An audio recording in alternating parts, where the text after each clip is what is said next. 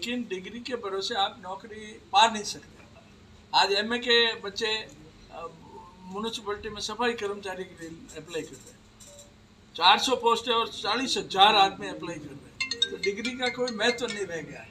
रहा सवाल एजुकेशन का, तो एजुकेशन का तो इन्होंने स्तर इतना गिरा दिया, एग्जामिनेशन के पेपर लीक होते जा रहे हैं और एग्जामिनेशन के पेपर लीक होने के बाद एजुकेशन मिनिस्टर कुछ बोल नहीं रहा है, कुछ नहीं बोल रहा है, विरोध हो रहा है, पूरे हिंदुस्तान में विरोध हो रहा है, एजुकेशन मिनिस्टर साइलेंट है। हिंदुस्तान का प्रधानमंत्री जो अपने आप को दुनिया का सबसे मशहूर और दुनिया का सबसे बड़ा सर्वोच्च मान प्राप्त नेता बना फिर रहा है, वो प्रधानमंत्री बिल्कुल साइलेंट है। Child is the future of nation, छात्र भविष्य का वो देश का निर्माता है।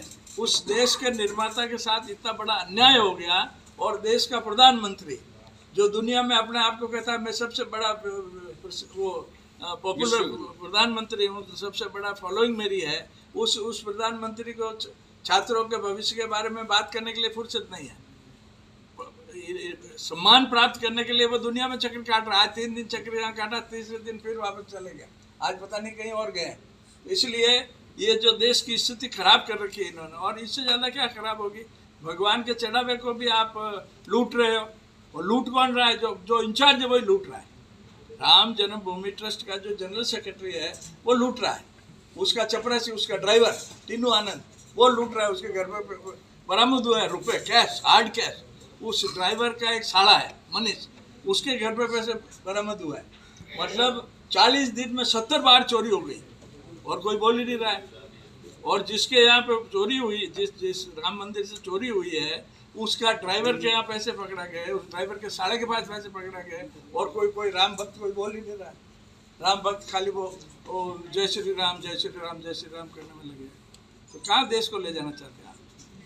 छात्रों के भविष्य की आपको चिंता नहीं, भगवान राम के साथ दगा करने वालों के खिलाफ आप एक्शन लेने के लिए तैयार नहीं हो, तो फिर देश को कहाँ ले जाओगे? और कहाँ ले जाओगे? इसलिए हम लोगों ने, राहुल गांधी ने विशेष करके हम लोगों को, कांग्रेस के लोगों को ये आह्वान किया है कि मेहरबानी करके इनके जो इस तरह के दुष्ट क्रम है, उस दुष्ट क्रमों को पब्लिक में उजागर करो। इन्होंने एक तो नीट एग्जाम में पेपर लीक, इसको आप अलग रखो, अब नहीं होगा। अगर अब हो गया तो ये जैन जी हाइड्रोजन बम फोड़ देगी, दावे के साथ मैं कहता हूँ। और साथियों, और इसमें सबसे पहले अगर आज कहीं पहुंचेगी तो ये आपके चैनल्स पे पहुंचेगी, नाराज मत होना। दूसरा पहलू जो है, इसकी सक्सेस रेट जो है वो है मात्र 4%, 6%। 94% बच्चे क्या करेंगे इसके बारे में आज से पहले किसी ने नहीं सोचा। वो बेरोजगारी में क्या क्या कार्य कर पाएंगे। हम बात कर रहे हैं विकसित भारत की, हम कल्पना विकसित भारत की कर रहे हैं। वो जब तक आप उन 94% बच्चों के भविष्य के बारे में, भारत निर्माण में सबसे बड़ा योगदान उन बच्चों का रहेगा जो 94% जो वंचित रह रहे हैं, पीछे रह रहे हैं, उनका नंबर नहीं आ रहा है।